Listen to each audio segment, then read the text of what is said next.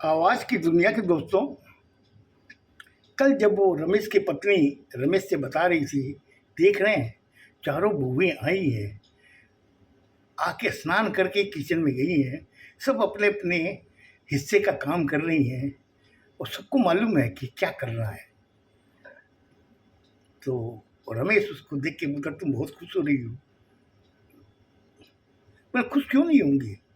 आज इस जमाने की सबसे ज्यादा खुशी सास मैं हूं कि मेरे 4 बच्चे हैं, चारों बच्चों की बहुएं कितनी आज्ञाकारी हैं। तो रमेश ने उससे देखा, देख के कहा कि ज्यादा इतरा मत, वक्त का कोई भरोसा नहीं, कब वो बदल जाए। बोले आप ये क्या बात बोल रहे हैं? बोले देखो, मैंने 66 साल गुजारे हैं, मेरी 66 साल उम्र हो गई है, मैंने बहुत उतराव चढ़ाव देखे हैं लोगों के परिवार के, इसीलिए मैं तुम्हें कह रहा हूँ कि ज़्यादा खुश मत हो, क्योंकि नज़र भी अपने लोगों की लगती है।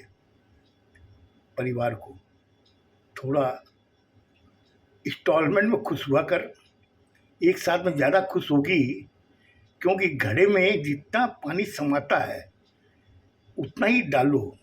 अगर उससे ज़्यादा डालने की चेष्टा करोगी तो वो घड़े से पानी छलक जाएगा और बाहर गिरेगा। इसीलिए मैंने तुम्हें समझाया कि जो है ईश्वर की मेहरबानी है, उसी की मेहरबानी या हमारे बुजुर्गों के आशीर्वाद से आज घर में सुख समृद्धि है। बोला हाँ, आप ये बात एकदम सही कर रहे हो। तब तक तीनों लड़के आ गए, आके वहाँ सामने बैठ गए हॉल के अंदर। और पापा कैसे हैं? तो सबको उसने देखा, देख के चेहरे पे सबके बच्चों की खुशी थी। बोला हाँ बेटा, मैं सब अच्छा हूँ। और वो छोटा वाला कहाँ है? बोला पापा वो आ रहा है, मैंने उसको आवाज़ दी थी कि पापा हॉल में बैठे हैं, तो हम लोग चल रहे हैं। तो उसने कहा कि तुम लोग, आप लोग चलो, मैं आ रहा हूँ। बाद में देखा कि वो लड़का सबसे छोटा वाला आया, आके उसने कहा कि पापा आज मुझे आप स्पेशल आशीर्वाद दीजिए। उसने पहले सोफे पे तो बैठ जा। बोला पापा बैठ रहा हूँ, मुझे आज स्पेशल आशीर्वाद चाहिए, क्योंकि आज मैं नौकरी के लिए इंटरव्यू देने जा रहा हूँ और मुझे आपका आशीर्वाद विशेष चाहिए, आपका और माँ का, ताकि मैं उस इंटरव्यू में सफल हूँ और मेरी नौकरी लग जाए। बोले बेटा, हम लोगों का आशीर्वाद तो हमेशा तुम लोगों के साथ है, लेकिन फिर भी तब तुमने मांगा है तो मैं तुम्हें दे रहा हूँ और तू सफल होगा, जा। इतना कहने के बाद में सबके लिए चाय नाश्ता आ गया। सब लोगों ने चाय नाश्ता किया। करने के बाद में माँ ने कहा कि बेटा, तुम लोग से एक राय विमर्श करना है। तो सब बच्चों ने कहा कहिए क्या बात है। बहू ने भी हाँ में हाँ मिलाई, कहिए क्या बात है। बोले कि 1 महीने बाद में एक त्यौहार आने वाला है, तो जहाँ तक ख्याल है तुम लोगों सबको पता है। सब एक दूसरे को ताकने लगे। किसी के भी दिमाग में बात नहीं आ रही थी कि 1 महीने बाद में क्या त्यौहार आने वाला है। वो उसको देखे इशारा करे, लेकिन किसी के दिमाग में नहीं आ रहा था कि 1 महीने बाद में कौन सा त्यौहार है। तो बोले बेटा, तुमको मालूम नहीं है? छोटे वाले लड़के ने कहा कि बोला है मम्मी मुझे मालूम है। बोले बेटा बता, कौन सा त्यौहार आ रहा है? बोला कि मम्मी, आपकी और पापा की विवाह की सालगिरह आ रही है 1 महीने बाद। बोले बेटा, तेरे को याद है? और ये 3 जो हैं इनको किसी को याद नहीं है। तो सबसे बड़े वाले लड़के ने बात संभाली। उसने कहा नहीं पापा, ऐसी बात नहीं है, हम लोग काम में थोड़ा मसरूफ़ हैं, इसलिए हम लोग को ध्यान नहीं रहा, लिए तो कुछ करता नहीं है, तो इसके तो दिमाग में ये सब चीज़ें रहती है, इसलिए इसने कह दिया। आप इसका विचार न करें। और वैसे हम लोगों को मालूम भी है कि 1 महीने बाद में आपकी शादी की सालगिरह आ रही है, तो बेटा इसके लिए क्या करना है? बोले पापा, आप लोग सोच रहे हो, हम लोग तो अभी ऑफिस जाने के लिए देरी हो रही है। और ए छोटू, तू भी तो इंटरव्यू देने जा रहा है, शाम को बैठ के बातें करेंगे। इतना कहने के बाद के अंदर चारों घर से निकल गए।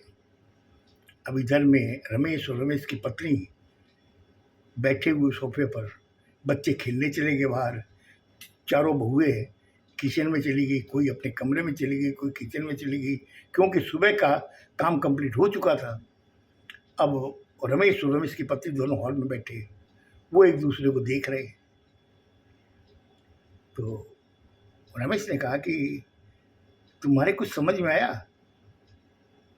बोले क्या समझ में आना? अरे बच्चे बिजी हैं, ऑफिस जाने में उनको देरी हो रही है, इसलिए उन्होंने कहा है कि शाम को आके बात करेंगे। उन्होंने ना तो नहीं कहा। बोले भगवान तुम चीज़ समझ, आज ये बच्चे जो ये बिजी हुए हैं ना, किसकी बदौलत?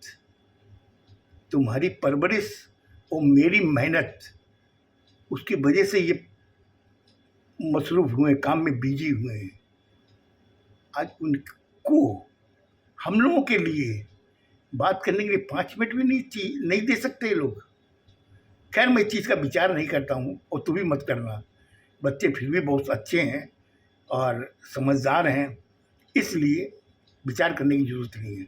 इतना कह के उसने बात को घुमा दिया और वो बोली कि देखो आज मेरे कमरे में थोड़ा दर्द हो रहा है, तो मैं कमरे में जा रही हूँ।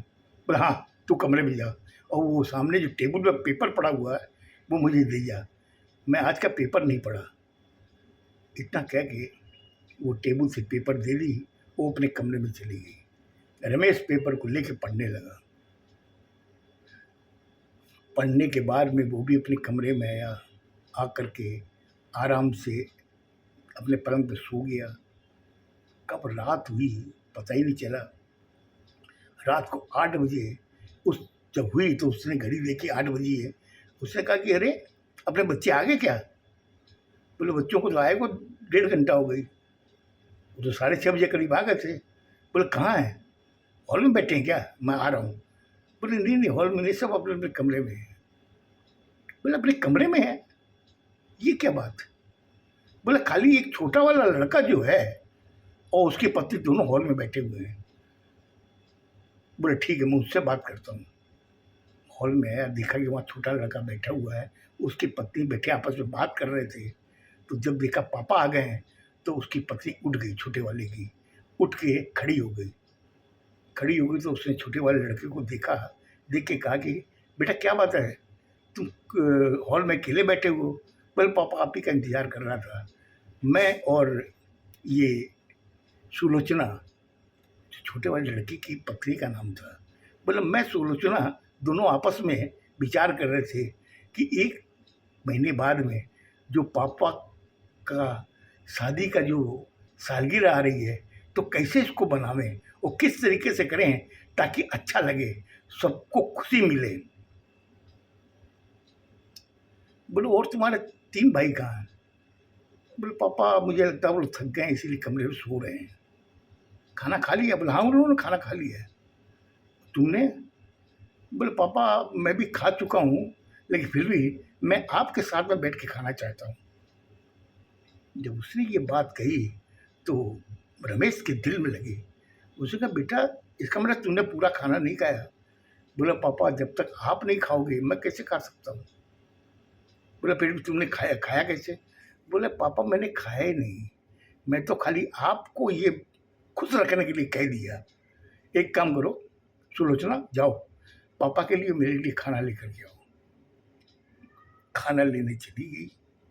खाना आया, दोनों जने खाने लगे और अंदर ही अंदर रमेश ये सोच रहा था कि छोटा वाला बेटा मेरे लिए इतना मतलब कि परेशान है कि 1 महीने बाद में जो त्यौहार आएगा उसको कैसे मनाना है, लेकिन 3 बच्चों के अंदर वो चीज़ नहीं है।